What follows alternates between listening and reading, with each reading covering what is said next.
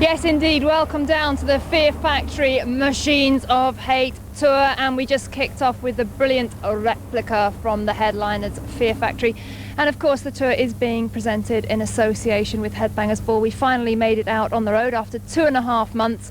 And first up tonight, a band that I personally have been very much looking forward to welcoming onto the show. It's Manhole, and I've got Terry B here and also Marcello from Manhole. So very nice to see you guys, and I know that the last 2 months have been pretty intense for you, and you've actually ended up being asked to leave the tour, and we'd like to hear your side of the story. You want me to start? Go ahead.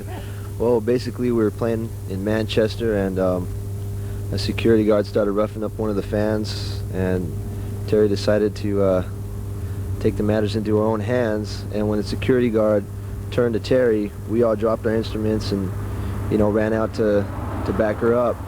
And basically after the show, they went up to Terry and basically told her that we're kicked off the tour.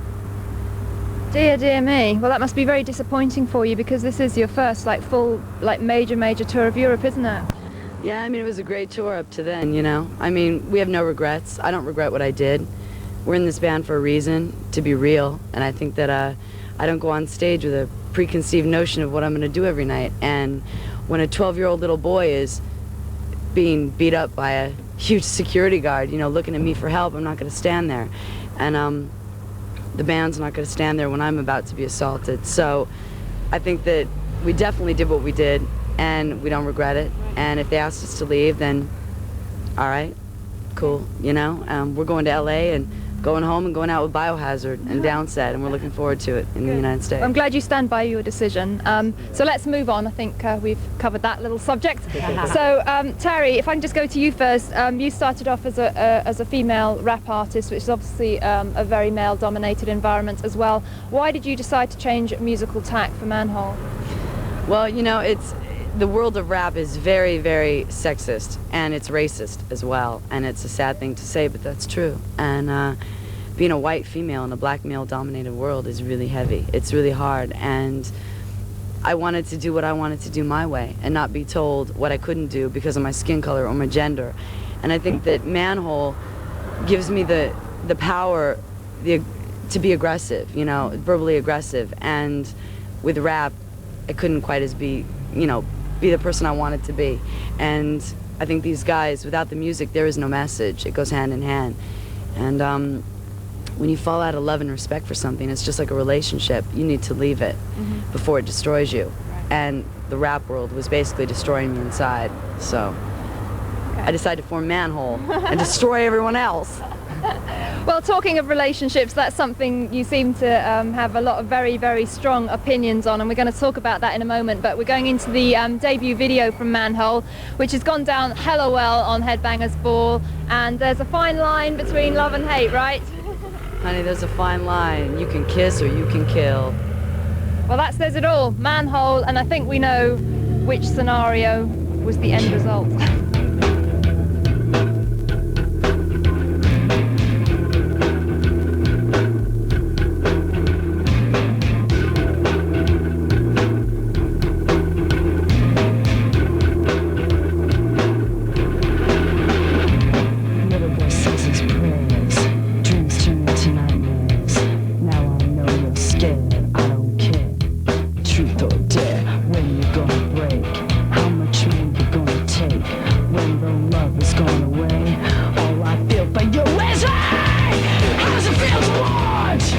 How's it feel